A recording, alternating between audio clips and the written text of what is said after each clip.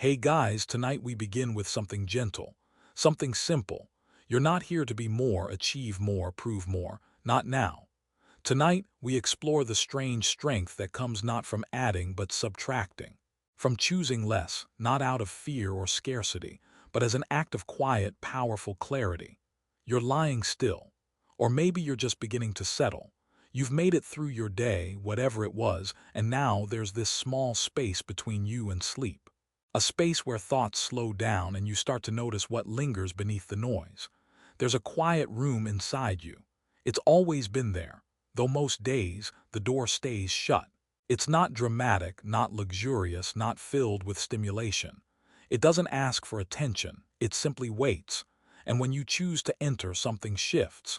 Let me remind you, you will never control the world. Not the timing of things, not what people do, not the outcomes you secretly beg for. But you can control how you respond. You can choose how you carry yourself through it all. So before you get comfortable, take a moment to like the video and subscribe, but only if you genuinely enjoy what I do here. I'd love to know where you're listening from and what time it is. Drop it in the comments if you feel like sharing. Now dim the lights, maybe turn on a fan for that soft background hum, and let's ease into tonight's journey together. You step into that room, not with your feet but with your breath. There's nothing here you have to fix. No demands, just air. Just stillness. And in that stillness a memory arises.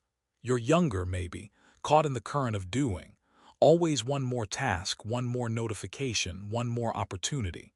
You say yes, not because you want to, but because you've forgotten that you can say no.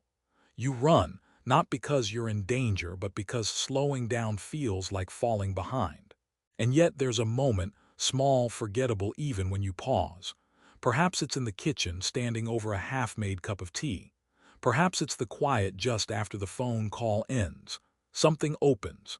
It lasts maybe 3 seconds. But in those seconds you feel something. A hum behind the silence. A sense that maybe this very pause, is not emptiness but presence. Marcus Aurelius, emperor of a chaotic empire, found himself writing in his tent during war. Not decrees, not strategies, but thoughts, questions, quiet truths. You have power over your mind, he reminded himself, not over events. A man surrounded by decisions, by demands, by politics, chose again and again to return to something quieter. Smaller, less. We think strength is loud, bold, imposing. But what if real strength is the opposite? What if it whispers? What if it waits? There's something paradoxical here, isn't there? That by doing less you may actually feel more. That by subtracting your life might finally start to make sense. Not cluttered by ambition, not heavy with roles to perform, but lighter, cleaner, awake. And yet it's not easy, you know this, you've tried it. You've told yourself you'll meditate more, scroll less. You've promised to rest, only to fill that time with another project. You've sworn you'd say no next time, and then said yes, just to keep the peace. But even in failure, the room is still there. That quiet space inside you. It doesn't keep score, it doesn't judge, it waits. Tonight we sit with that choice, the choice to enter, the choice to say, for now this is enough. And while others chase more validation, more attention, more distraction, you choose to be here, in your breath, in your body, in the gentle act of allowing less. Here's a small paradox to hold. Choosing less doesn't mean losing.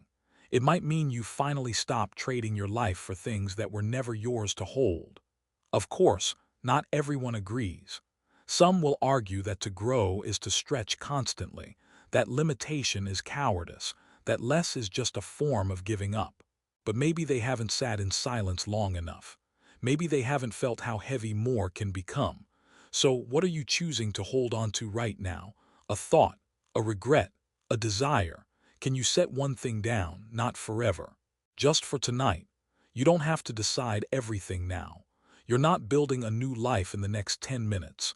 You're just resting in the one you already have. You're feeling the quiet power of not reaching for anything. There will be more to do tomorrow, more to fix, more to want. But for now, here in this slow inhale and this slower exhale, you choose less. And it is enough. You stand in a room, not a real room perhaps, but the kind your mind makes when it wants clarity. It's filled ceiling to floor with things. Some are obvious: obligations, digital distractions, mental post-its scribbled with half-finished plans.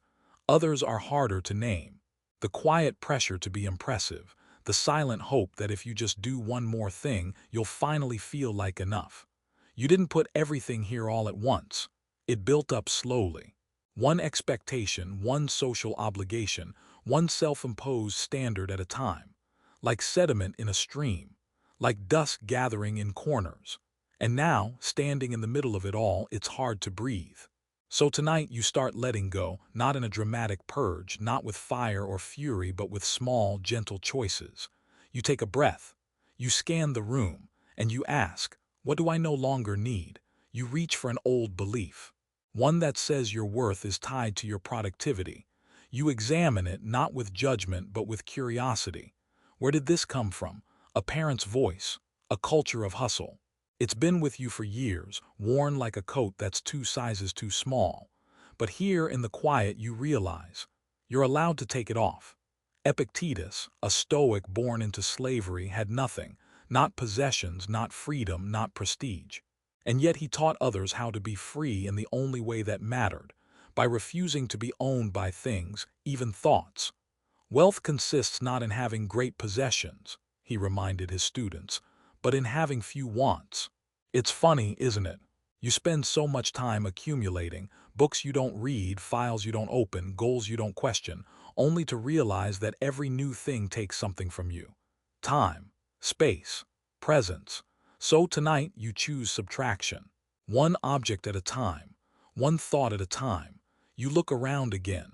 There's a project you committed to, not because it inspired you, but because you felt obligated.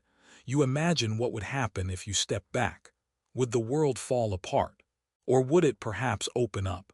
Now another thing catches your eye, a comparison. It's not even yours, just a borrowed insecurity from scrolling someone else's curated life. You set it down. It doesn't belong here. And then, a whisper. Something quiet inside you says, keep going.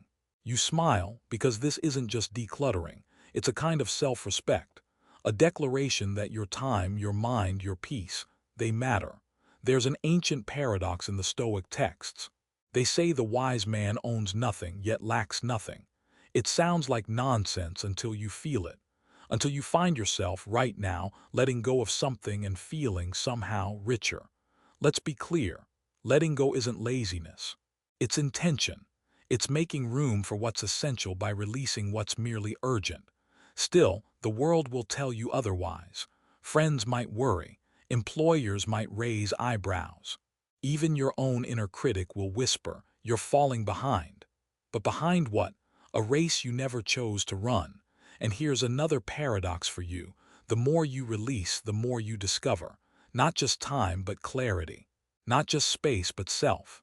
Beneath the clutter, there you are, breathing, whole, unhurried. Of course, there are things you cannot let go of so easily, responsibilities that matter, people who need you. But even here, there's room to choose how you carry them, not with frantic energy, but with quiet focus. Not because you should, but because you choose to. And in that choice, there's freedom. So you keep moving, room by room, thought by thought. There's no rush, no goal, just this gentle sorting. This subtle coming home. You don't need to explain it to anyone. You don't need to document the process or make a project out of it. You're not performing minimalism. You're living mindfulness, and that's enough. Soon the room feels different, lighter, still imperfect, still in process, but breathable, livable. And within that space, a new kind of strength grows, not flashy, not Instagrammable, but rooted, present, unmistakably yours. You're not here to have everything. You're here to know what's enough and to honor it. So tonight, let yourself release one more thing, one expectation, one should, one pressure. And in the quiet that follows, notice what returns. You sit on the edge of your bed, or perhaps on the edge of a thought. There's something heavy you've carried for a long time, so long, in fact, you almost forgot it was there. It's not made of metal or stone, it's made of memory, of hurt, of the small, sharp edge of something someone once said and the echo that never left. You've grown around it, adjusted your posture so it doesn't press too hard. You've convinced yourself that you've moved on. But tonight, in this softened space, you see it clearly. The weight you don't have to carry. We're strange creatures. We survive pain by holding it tightly, almost as if letting go would mean it didn't matter. But the Stoics suggest something different. That pain is inevitable, yes, but suffering is optional. That we can acknowledge the wound without making it our identity. You remember a moment, a betrayal maybe, or a disappointment that never got words. You played it cool, said you were fine, moved on. But a part of you kept replaying it as if understanding it deeper would rewrite the outcome. It didn't. Tonight you revisit it, but not to fix it. You return simply to ask, do I still need to carry this? Seneca wrote letters to his friend Lucilius during times of illness, political danger, even grief. And yet his tone was often light, almost playful. He reminded Lucilius and himself that most burdens are made heavier by how we hold them. We suffer more in imagination than in reality, he wrote. Is it possible you've suffered more in memory than you ever did in the moment? There's something absurd in it, isn't there? That you can lie in bed, in a perfectly safe room, and feel attacked by a conversation that ended years ago. That someone's careless words can echo longer in your head than they ever did aloud. So here's the question, who are you carrying this for? Sometimes we keep hurt alive to prove something, to say, see, it mattered. But choosing to let go doesn't erase the past, it simply says. The past doesn't get to decide who you are tonight, and it is a choice, not a single dramatic gesture, 100 tiny ones, a breath you don't use to defend yourself, a memory you allow to fade without feeding it, a silence you choose instead of a rehearsed inner monologue. There's a certain strength in that. Quiet but unmistakable. You might think letting go is weakness, that it's giving in. But what if it's the opposite? What if it's the strongest thing you can do, to lay something down, knowing you have the right to keep holding it but no longer the need? You imagine it now. That old memory. You're not pushing it away. You're just placing it gently down like a book you've already read. The lesson is in you now. You don't need to keep reading the pain. And the moment you do, something inside loosens. Your shoulders drop, your chest opens. You've made a bit more space for peace. You didn't earn it, you chose it. Of course, some nights it will come back, that's okay. You haven't failed. Healing isn't linear. It moves in circles, spirals, quiet echoes. But every time you meet it with softness instead of tension, you're changing something. There's an old Stoic image of a dog tied to a cart. If the dog resists, it's dragged. If it walks with the cart, it moves with grace. The cart is fate, but how you move, that's yours. You cannot change what was done. You cannot edit the story, but you can choose not to be dragged by it. That's what you're doing now. Not escaping, not denying, just choosing to walk with a little less weight. You are not broken because you were hurt. You are not lesser for feeling deeply, but you are wiser now. You've seen how long a small wound can echo when left unexamined. And you've decided to close the loop, not by force but by presence. Tonight, let your breath be the sound of setting something down. And if, for a moment, you feel emptier, trust that it's only because you've made room. Room for rest. Room for stillness. Room to finally hear the gentle truth beneath the noise. You are free. There's a certain discomfort that rises when you consider saying no, not because the word is difficult to pronounce, but because of what follows it. The silence, the reaction, the guilt, the wondering, did I disappoint them? Did I close a door I was supposed to keep open? But tonight, in this slow, sacred space, you return to a moment when you said yes and didn't mean it. Maybe it was small, a favor you didn't have time for, a gathering you weren't up for, a task you agreed to out of habit. You smiled, you nodded, you were agreeable, polite, reasonable, but inside something resisted, something whispered. This isn't what I want. It's easy to dismiss that whisper. You were taught to cooperate, to adapt, to avoid conflict. You learned that approval often follows compliance, that a yes makes things smoother, faster, quieter. But smooth isn't the same as peaceful. And fast isn't the same as right. You feel it even now, the subtle ache of betraying yourself, not in dramatic ways but in daily, invisible ones. The Stoics believed in harmony with nature, not with other people's expectations, but with your own reasoned self. To live in agreement with nature meant aligning with your true nature. The voice that discerns, that chooses, that says yes with intention, and no without shame. You imagine a moment from history. Cato the Younger, a Stoic senator of Rome, famously refused to support Julius Caesar's rise to absolute power. While others compromised, Cato stood firm, at great personal cost. He didn't say no to be rebellious. He said it because he had drawn a line within himself, and to cross it would have meant leaving himself behind. You're not in the Senate. You're not facing emperors, but your daily life is filled with micro-decisions, and each one is an opportunity to remember. You have the right to choose. It sounds simple, but think about how often you say yes to things that quietly unravel you. You agree to the meeting, you accept the invitation, you keep the conversation going even when it drains you, because no feels too final, too cold. But no doesn't have to be harsh. It can be kind, clear, even loving. Not just for others, but for yourself. And there's a paradox here too, isn't there? That saying no can actually open more space for the yesies that matter. That boundaries don't shut the world out, they create a world you can live in. Still, some will challenge you. They'll say you're being selfish, that you're not a team player, that you're overthinking. But only you know the cost of saying yes when your heart says no. So you pause, you breathe, and you imagine doing it differently. You imagine getting a message tomorrow, a request, a subtle pressure, and instead of defaulting to yes, you give yourself a beat, a breath, a moment to check, is this aligned with who I am, who I'm becoming? And if the answer is no, you honor it. Gently, honestly, without apology. Of course, there will be consequences. Maybe someone's disappointed. Maybe a door closes, but a truer door opens inside you, the one that leads to peace. Because when your yes means yes and your no means no, you stop living in reaction. You begin to live in rhythm with your own values, your own needs, your own truth.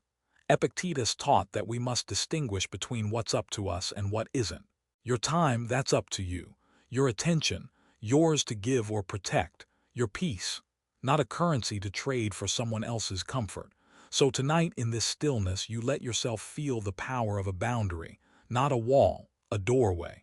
A quiet line that says, I matter too. You don't need to explain it to everyone. Some won't understand. That's okay. Understanding isn't a requirement for honoring yourself. And if guilt rises, because it might, you treat it like a cloud passing overhead. It doesn't define the sky, it's just weather. It moves on. You are not cruel for protecting your peace. You are not cold for choosing rest. You are not wrong for trusting your own inner compass. So the next time a choice presents itself, remember this night. Remember the breath you're taking now. Remember that silence is not emptiness, it's space for the truth to speak. You are allowed to choose, and in that choice you are already free. There's a day you remember not for what happened, but for what didn't. No drama, no peak moment, no grand achievement, just a quiet, unremarkable afternoon. Maybe you were walking slowly through your neighborhood. Maybe you were watching the light shift across the floor. Maybe you were simply breathing without rush, without expectation. And yet, it stayed with you. Not because of what you did, but because of how it felt. Simple, whole, quietly alive. A day that asked nothing of you and gave everything in return. We're taught to chase the big days. The milestones, the breakthroughs, the highlights we can post or remember with pride. But the Stoics, they invite us to look closer, to find the sacred inside the ordinary. Marcus Aurelius, the emperor philosopher, often wrote about mornings, not battles, not speeches. Just the effort to get out of bed, to face the day with purpose, to live with awareness even in mundane tasks. He didn't need the extraordinary to practice his philosophy. He needed only the day in front of him. And so do you. You sit now in a quiet room. No ceremony, no applause. And in this stillness you realize most of life is made of ordinary days, which means if peace can't be found here, it may never be found at all. There's a paradox here, isn't there? That by constantly chasing moments that feel important, we overlook the moments that are important because they're happening now. A cup of tea that's just the right temperature. The hush of night settling around your home. The breath that enters and leaves without your effort. This is not boring. This is presence. Still, your mind resists. It wants novelty, accomplishment, a sense of forward motion. You feel the urge to check something, messages, goals, numbers. You reach for meaning through metrics, but meaning isn't always measured. Sometimes it's felt. The Stoics didn't see simplicity as weakness. They saw it as strength. Seneca warned against the hunger for more, reminding himself that nothing is enough for the man to whom enough is too little. You pause and ask, when was the last time I declared a day complete without needing it to be extraordinary? There's something radical in that. To sit with a day in all its ordinariness and say, this was enough, not because you lowered your standards, but because you raised your awareness. Look back at today. Yes, even today. Can you find one moment that was honest? One gesture of kindness? One breath that felt real? You may find to your surprise that the quiet days are the ones that slowly reshape you. Not with thunder, but with still water. Not with applause, but with deep exhale. There's a strange comfort in this, too, that even if nothing remarkable happens tomorrow, you can still live it fully. You don't have to perform for your own life. You just have to show up for it. And when others race ahead, chasing louder days, you walk slowly. Not because you can't keep up, but because you're choosing a different rhythm. You begin to see beauty not in the spectacular, but in the sustained. Not in climax, but in continuity. And if you find yourself, someday, looking back on life and noticing that the moments that mattered weren't the ones you photographed or posted, but the ones where you simply were, then you've understood something most people miss. So tonight, let this be your prayer, not for excitement, not for progress, but for presence. To notice, to breathe, to be, a quiet day, a quiet mind, a quiet strength, let that be enough. You're walking through a memory, not a vivid one, but one that quietly shaped you. A time when something didn't go the way you hoped, a plan unraveled, a dream stayed out of reach. Or maybe someone simply didn't show up the way you expected. You wouldn't call it a tragedy, but it left an impression, a small crack in the mirror you used to reflect your life. And without realizing it, you began to expect a little less from joy. Or maybe you began to try a little harder to control the outcome. Expectations are tricky things. They disguise themselves as standards, as optimism, even as self-respect. But when unexamined, they turn into silent demands, scripts for how life should go, how people should behave, how you should feel by now. And when reality doesn't follow your script, you suffer. Not because reality is cruel, but because expectation insists that it be something else. Tonight, you trace this pattern with gentleness. You remember the time you poured your energy into something, only to watch it dissolve. A relationship, a promotion, a creative pursuit. You hoped, you imagined, and when it didn't unfold the way you pictured, the disappointment felt personal, like a reflection of you. But was it? The Stoics remind us. We can influence, but we cannot dictate. We can prepare, but we cannot guarantee. What is up to us ends at the threshold of our choices. Beyond that, we must let go. Epictetus taught that if you want to be free, want nothing to happen in opposition to what does happen. Don't confuse that with passivity. It's not about being numb. It's about learning to meet life with a flexible mind. And that starts with this subtle, radical move, loosening the grip of expectation. You sit with that idea now, not rejecting hope, not rejecting care, but releasing the story that says life must follow your preferred plotline for you to be okay. You remember a trip that didn't go as planned, but still held unexpected beauty. A conversation that didn't resolve, but still taught you something. A chapter that ended sooner than you wanted, but made space for something truer to begin. There's a strange paradox in acceptance. The less you expect, the more room there is for wonder. You're not lowering your standards. You're releasing your attachment to outcomes you don't control. You're giving life permission to surprise you. And yes, sometimes life will disappoint you, but that disappointment becomes softer when it's not tied to a rigid script. You might ask, but if I stop expecting, won't I become indifferent? The Stoics would say no. What you become is clear. You love people as they are, not as you wish they were. You live your day as it is, not as you fantasized it would be. You show up fully, but without bargaining for a guaranteed return. You imagine someone you care about. You've expected certain things from them, maybe more attention, more understanding, more alignment. And when they didn't meet that silent contract, you pulled back. Maybe not out loud, but inwardly you started to protect yourself with disappointment.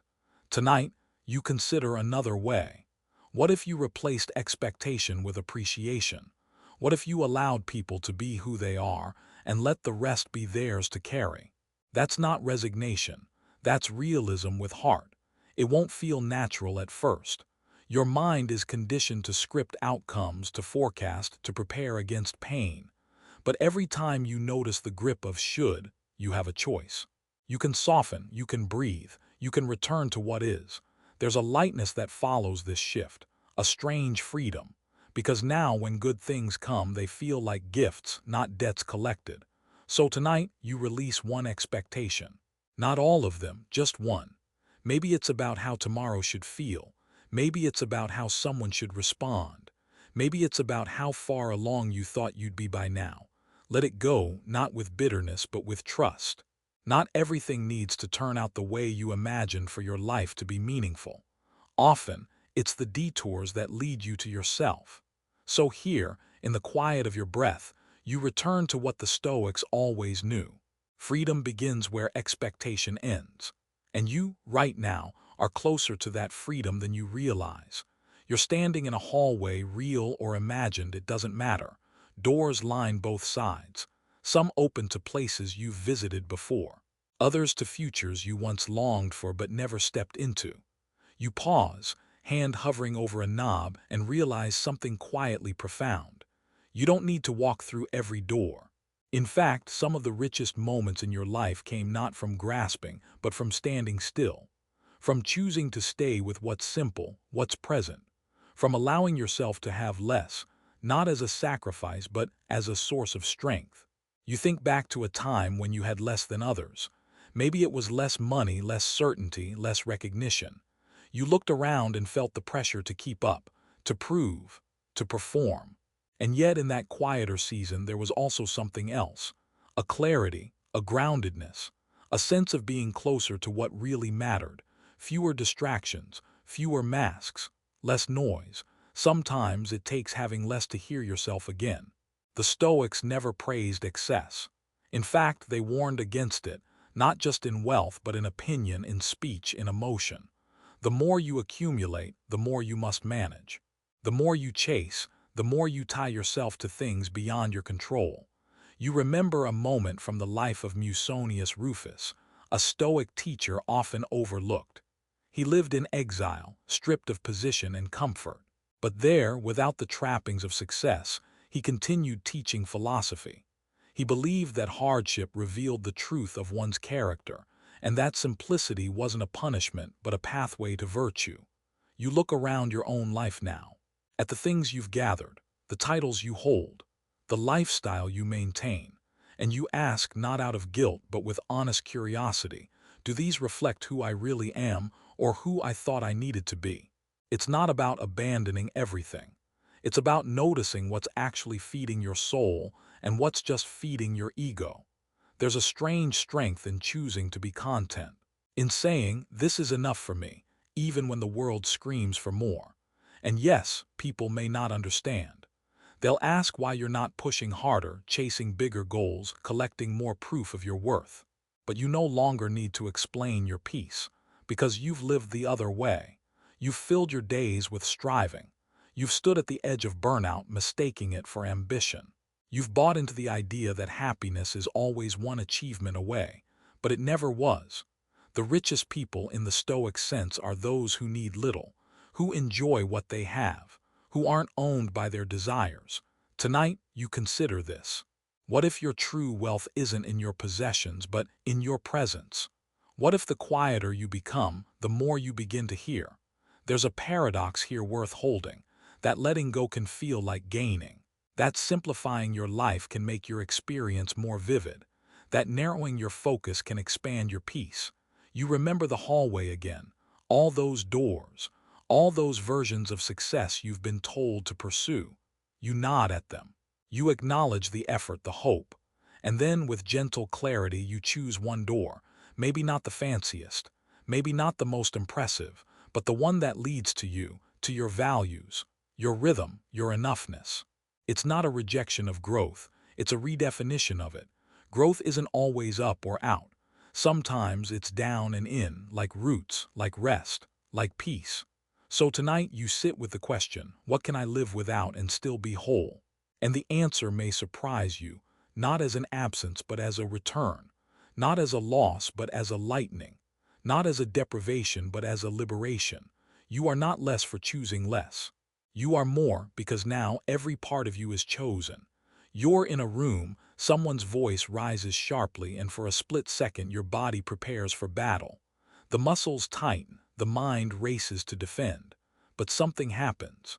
You don't react, you breathe, it's subtle. No one in the room may even notice. But inside you, a revolution just occurred, because you chose not to be ruled by the spark of the moment. That is power, not the kind that dominates or shouts, but the kind that observes, pauses, and decides. A power that doesn't need to win the moment because it sees the bigger shape of the day. You remember a time, perhaps recently, when you did the opposite. You snapped. You replied too quickly. You tried to correct, to prove, to assert. Maybe you were right. Maybe the other person was unfair. But afterward, did it feel like freedom? Or did it feel like you were caught in something? The Stoics teach that between stimulus and response lies a space, and in that space is your power, your freedom, your self-respect. It's not about suppression, it's about sovereignty. Think of Marcus Aurelius again, writing in his journal after long days of political noise and human frustration, reminding himself again and again, you don't have to have an opinion about this. Imagine that. You don't have to. You can choose peace over participation. You sit with that thought now. Let it stretch out. You're not responsible for every argument. Not every misunderstanding deserves your energy. Not every attack requires a shield. Sometimes strength is the choice not to engage. And yes, this might look like weakness to others. They might say you're avoiding conflict, being passive, but you know the truth. You're not running away. You're standing with yourself rather than against the noise. There's a paradox here. The moment you stop needing to react, you reclaim the very self that reaction hijacks. You recall an argument that never happened because you let it go, because you paused, because you chose your inner weather over their outer storm. And maybe that moment changed nothing on the outside. Maybe they still misunderstood you, but inside, you felt anchored, clear, untangled. Seneca once said that anger, if not restrained, is frequently more destructive than the injury that provokes it. That applies to all our heated reactions: anger, judgment, defensiveness. Left unchecked, they devour our energy and disguise themselves as strength. But what if the real strength is restraint? Restraint not as self-denial but as self-command, not as repression but as refinement. Tonight you practice that quietly. You lie here in this darkened space and let the imagined irritations drift by. The comments someone made, the unfair tone, the message left unanswered. You feel the pull to explain, to prove, to fix. And you do nothing, you breathe. And in that breath you find a strange clarity. You're not the emotion, you're not the story, you're the one watching. And the one who watches can choose. Not every battle is yours. Not every misunderstanding needs clearing up. Not every emotional wave must carry you with it. You're allowed to feel. You're allowed to hurt. But you're also allowed to wait, to let the surge pass and speak only from stillness. This isn't easy. It's a practice, a returning, a remembering. But tonight you remember. You remember that true calm isn't the absence of storms, it's the presence of stillness within them. And you're building that now, moment by moment, breath by breath. So tomorrow, when the next spark comes, and you'll have this. Not a perfect script, not a stoic performance, but a pause. And in that pause, a path. A quiet one, but yours. You're standing at the edge of a thought you've avoided. It's not dramatic, not catastrophic. Just a quiet truth that's easy to keep busy enough to ignore. Someday you will die. Even reading that, something inside tightens, doesn't it? Not because you didn't know, but because knowing is different from facing. Death, the quiet, permanent full stop at the end of every sentence. We spend so much of life skimming past it, skipping the ending, trying to write a story long enough to delay the inevitable. But the Stoics didn't avoid this truth. They turned toward it. Memento mori, remember you must die, not to frighten, to focus. Because when death is in view, life comes into sharper relief. The noise fades, the posturing loses meaning. What's left is now, this breath, this evening, this single passing moment where you are still here, still choosing, still alive. You imagine someone from your past who is no longer here, not a memory, an actual person. Their voice, their eyes. Maybe they were young, maybe they lived a full life. Either way, their presence once felt permanent and now it's only memory. And you realize you are no different. You are also temporary, but that doesn't diminish you. It clarifies you. Because now, every choice matters a little more. Not in a pressured way, but in a distilled one. When you remember death, you remember to stop wasting time on what doesn't matter. Marcus Aurelius reflected on this constantly. He reminded himself that emperors die, poets die, even philosophers die. And the only legacy worth chasing is to live rightly, moment to moment, in harmony with reason and virtue. You feel that tonight. Not as fear, but as permission. Permission to stop pretending you have forever. Permission to speak the truth instead of waiting for the perfect time. Permission to stop clinging to things you cannot take with you. You're not being morbid. You're being honest, and there's a strange, soft power in that. You ask yourself gently, if I really remembered that my time was limited, what would I stop holding on to? A grudge, an expectation. A version of yourself you no longer need to be. When you know the clock is ticking, not in panic but in reverence, what falls away? Maybe it's the need to be understood. Maybe it's the illusion of control. Maybe it's the thought that you have to earn your worth before you're allowed to rest. You don't. You're already worthy of rest, of softness, of now. There's a paradox here too, that by keeping death close you don't shrink, you expand, you grow tender. You grow brave. You say what matters and let silence hold the rest. You stop waiting for a real life to begin. You start living the one you have. Tonight, you breathe with that awareness. This moment, this gentle night, is part of the finite string that makes up your life. And you're choosing to fill it not with panic or striving, but with stillness, with presence. You are not immortal, but you are still here. You may not control how long your story lasts, but you do control how clearly you live each line. And that's enough. Let this night be a reminder, not of what you'll lose, but of what you still have to love, to notice, to cherish. A chance to choose peace. A chance to say less and mean more. A chance to live while you're living. You wake in the middle of the night, maybe not fully, maybe just enough to feel the soft edge of consciousness. The room is still. The hum of a fan, the whisper of wind against the window. And there in the dark, a quiet question rises. What am I chasing? You don't have to answer right away. The question isn't a threat, it's an invitation. Because beneath all the movement of your days, the tasks, the goals, the restless scrolling, there's often a silent pursuit. Success, validation, belonging, control, peace.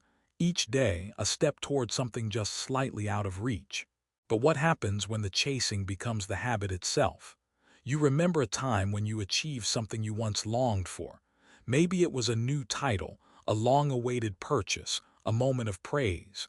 It felt good for a while. But then the bar moved. The mind whispered, what's next? This isn't your fault. You were taught to chase. It's woven into culture, into language. Get ahead, level up, build momentum. Rest only once you've earned it, and then only briefly. But the Stoics point to another way. They ask, what if you stopped running and began to arrive? You picture Zeno of Citium, the founder of Stoicism. Once a wealthy merchant, he lost everything in a shipwreck, a disaster by most standards. And yet it was in that loss, stripped of identity and ambition, that he discovered philosophy. His chase ended and something deeper began. What have you been running towards so quickly that you forgot to ask why? You might say, I want freedom, or I want to make something of myself. These are noble, but dig deeper. Freedom from what? Make what exactly? And at what cost? There's a paradox here that the Stoics understood. The more urgently you chase enough, the further away it moves. But when you stop, when you sit with yourself as you are, enough might begin to appear. You think of a moment, maybe recently, when you let yourself not chase. Maybe you sat in the sun with no agenda. Maybe you said no to a new obligation. Maybe you closed the laptop even though more work waited. And in that pause, you didn't fall behind. You found yourself. So tonight, in this moment of dark clarity, you consider an idea that may feel radical.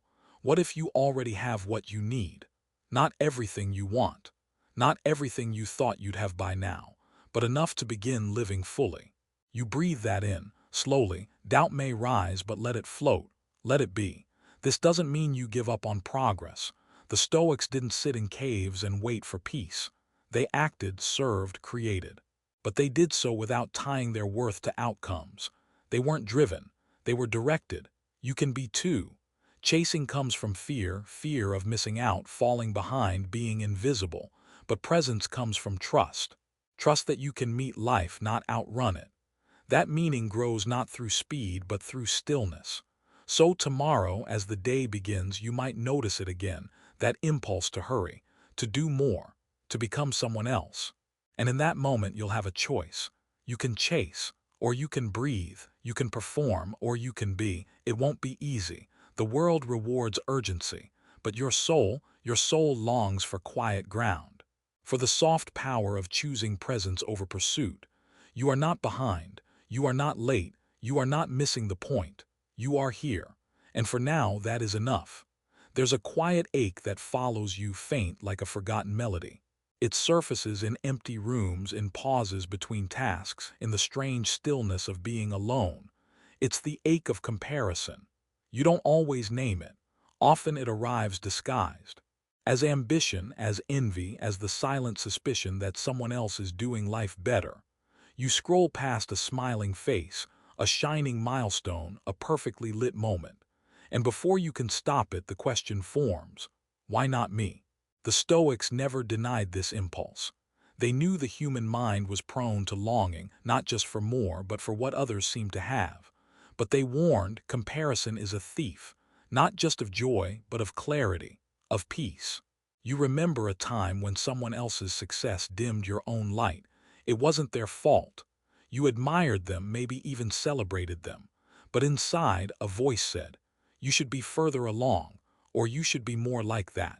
And with that thought, your own life, rich, complicated, unfolding, suddenly felt like it lacked something. But did it? Or did the comparison just blur your vision? Seneca once advised that a wise person is content with what is enough and does not measure their life by others' standards. Because the moment you outsource your worth, you become endlessly movable, shaped not by reason, but by the tide of trends and applause. You pause with that now. You imagine gathering all the versions of yourself that tried to keep up. The you who stayed in situations too long just to appear loyal. The you who spoke less brightly so someone else wouldn't feel small. The you who changed goals, not out of inspiration but out of insecurity. You thank them. They were doing their best, trying to belong. But tonight you call them home. You call yourself back to yourself. Because here's the paradox. The more you chase someone else's life, the further you drift from your own. Comparison tells you there's one correct way to be. But there isn't. There's only your way, your rhythm, your voice, your strange, specific shape of being. You imagine Diogenes, the cynic philosopher, living in a barrel and owning almost nothing. He mocked the excess of others, not to be cruel but to remind people that happiness doesn't live in the image. It lives in alignment. And that's what you seek, not more. Not better, just real. Tonight, you consider the parts of yourself you've silenced for fear they wouldn't measure up, the creativity you shelved, the questions you stopped asking, the softness you traded for ambition, and gently you begin to invite them back. Not in rebellion, not to prove a point, just to be whole again. The world will still flash its highlights at you, you'll still feel moments of doubt, but now you carry a reminder: you are not here to match anyone else. You are here to live your life so completely that comparison becomes irrelevant. And yes, some days that will mean choosing slower paths, less visible victories, quiet joys that can't be posted or praised, but those moments will be yours, fully, freely, finally. So the next time the ache of comparison returns, and it will, you'll meet it with compassion. You'll smile gently and say, "Not today. Today I return to myself." And that choice, repeated in the small spaces of your life, will create something no algorithm can measure: peace that doesn't need an audience, joy that doesn't need validation, a self that no longer needs to be anyone else. You're remembering a promise, maybe not the kind spoken aloud, but one made quietly years ago, perhaps even unconsciously. A vow to never fall behind, to never lose your edge, to always be prepared. It served you at first. It got you through exams, interviews, tough conversations. You were always thinking ahead, calculating outcomes, planning the next step. It felt like strength, but lately it feels like tension. Because the mind that's always preparing doesn't know how to arrive. You sit with that realization now. The tightness in the shoulders, the endless to-do lists, the way you rehearse conversations that haven't happened or rewrite ones that already passed. You are trying to stay safe in a world that does not guarantee safety. The Stoics understood this deeply. They didn't promise comfort. They promised clarity. That if you could learn to stop resisting uncertainty, not by giving up but by loosening the grip, you might actually find freedom in its place. Epictetus said it simply: some things are up to us, some things are not. It sounds obvious, but you feel the subtle ways you try to control the uncontrollable. You manage how others see you. You overthink what might happen. You spend hours preparing for scenarios that may never arrive. And meanwhile, life is happening, not in the imagined future, but here, in this room, in this breath. There's a paradox: the more control you seek, the more control you lose. Because the tighter you hold, the more fragile everything becomes. You think of a moment in your life when you surrendered, not out of failure, but because the effort to force an outcome became heavier than the outcome itself. Maybe you walked away from a plan. Maybe you said, "I don't know." Maybe you let something unfold without needing to narrate it. And what followed? Relief. Maybe not immediately, but eventually there was space. Room for something unexpected. Room for trust. You imagine yourself now standing at the edge of a wave.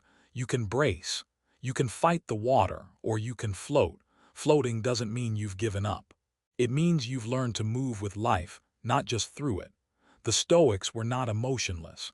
They were skillful swimmers in a churning world. They practiced detachment not to feel less, but to cling less. So they could love more freely, act more wisely, and suffer more cleanly. Tonight you practice the same. You imagine tomorrow with all its unknowns, the texts you can't predict, the moods you might meet, the outcomes that hover just out of reach. You stop trying to script it all. You take your energy back from the future. You let your nervous system breathe. This is your strength now, not your readiness for every possibility, but your willingness to stand unguarded in this moment. You don't have to brace. You don't have to rehearse peace. You can live it softly now. And yes, fear will still visit. Control will still tempt you. But when it does, you'll return to this. The breath you didn't force, the hour you didn't fill, the quiet you didn't interrupt. That's how peace arrives, not all at once but in pieces. In the muscles you unclench. In the pauses you don't rush to fill. In the moments you stop preparing and start living. Let this be one of them. You've done enough for now. Let go of the wheel. Let go of the noise. Let go. There's a space in your life, small, overlooked, and almost always rushed. You know it well, even if you rarely pause there. It's the space after something ends but before something begins. The in-between, between jobs, between relationships, between identities, between seasons of life. And you've been taught over and over to fill this space, to speed through it, to reframe it as a gap that must be closed. But what if it's not an absence? What if it's an invitation? You remember a time when something ended.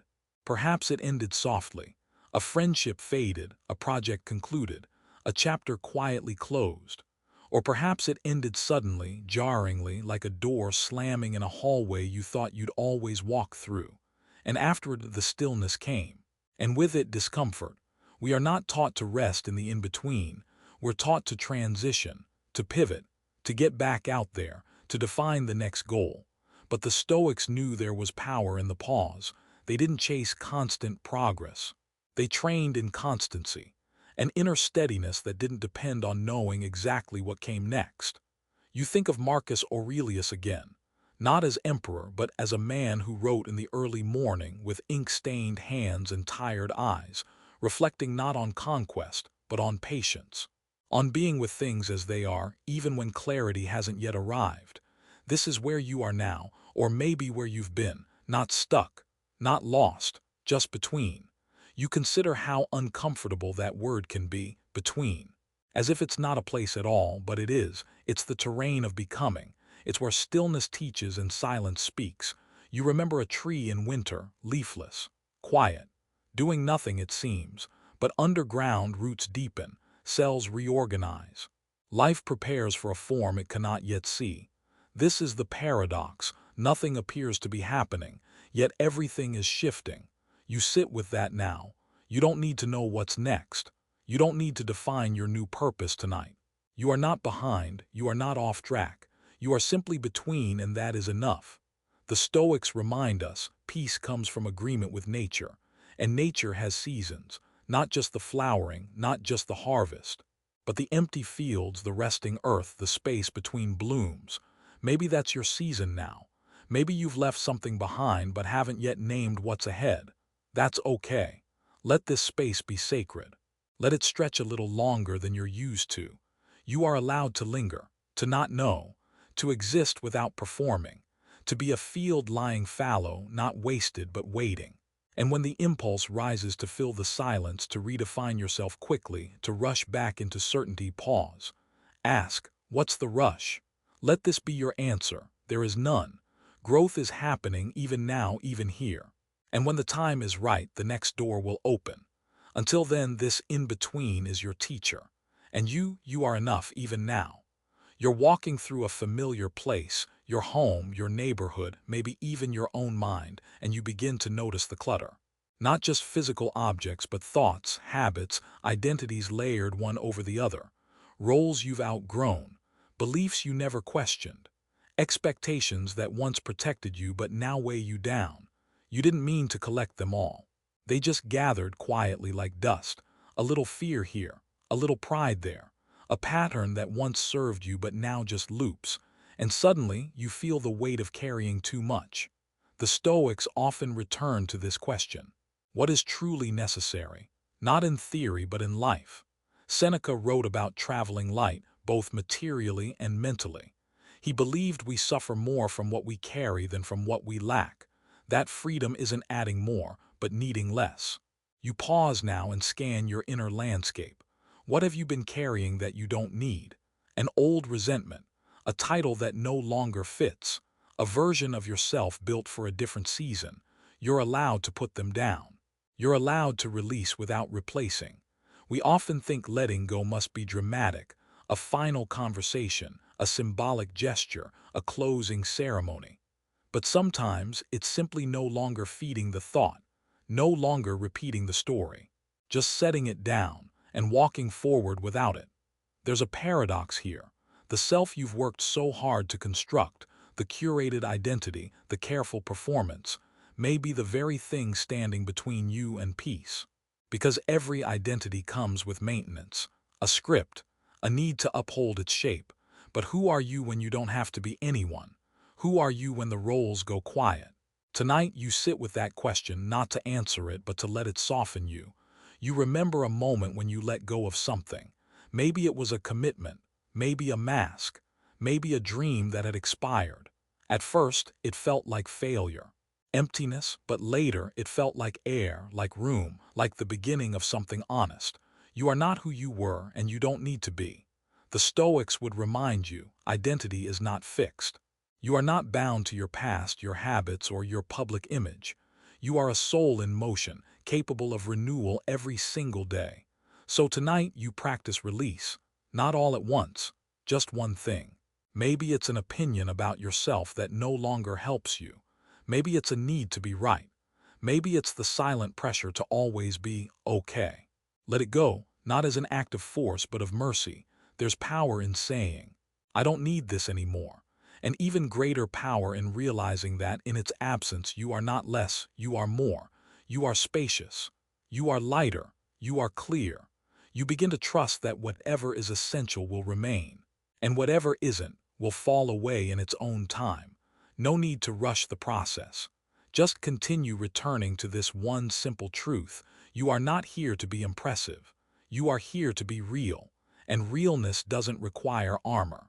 It requires presence. So exhale, empty your hands. You are enough without the extra weight. You find yourself by a window, real or imagined. Outside, the world is quieting. A few distant lights flicker. Maybe a breeze moves through the trees, or maybe there's stillness, the kind that doesn't ask anything of you.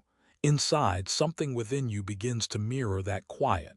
You've traveled far to arrive here, not in miles, but in thought, in awareness, in all the small releases and gentle reckonings that brought you to this edge of the night. And now you're beginning to understand something deeper, that the strength of choosing less was never about lack. It was about space. Space to listen, space to feel, space to be. You remember the moments in your life that shaped you most. They weren't always loud or celebrated. Often they were quiet pivots, decisions to stay when you could have fled, choices to speak gently when the world expected rage, the courage to rest when everyone else kept climbing. This is the strength the Stoics spoke of, not the kind praised on podiums, but the kind you build brick by quiet brick in the privacy of your own mind, a kind of inner citizenship.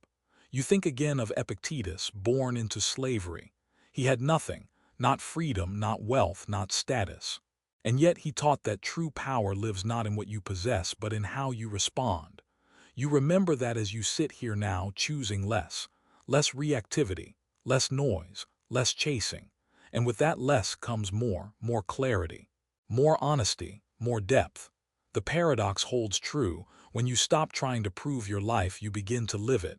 Tonight, you are not trying to be anything. You are simply being, not perfect, not complete, but deeply present. You breathe in and feel the air move through you, not as filler but as reminder. You are alive, not in a distant way but in this exact moment. No performance, no script, just you breathing.